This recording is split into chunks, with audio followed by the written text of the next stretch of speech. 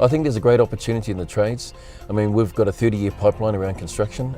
That's everything from civil construction, but also too in the residential and the building construction as well. And so to me, there's a great opportunity for our Pasifika young people to go into the trades. There's a great pathway that they can find themselves.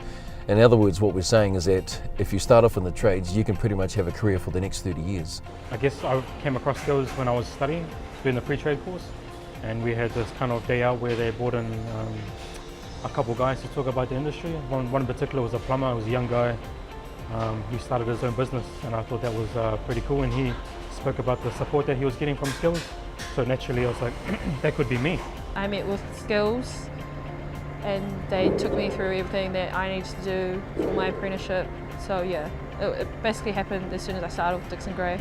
I'd say to the mum and dads out there, our Pacific mum and dads, that my parents were like that too. They believed that I should have gone to university and that that success was in a suit and tie, when the reality is I went out into the trades. And it's not about where you end up, it's about you just need to start. My nan is really traditional, so when I first told her that I was going into a trade, she was a bit worried. She always asked me how my job's going and if I like it. It's her first question. I always make sure she knows that I do like it. As soon as I started with Dixon Gray, they got us to meet John Stevens from Skills, and he was like our account manager who signed us up to I guess what we needed to do to complete our apprenticeship.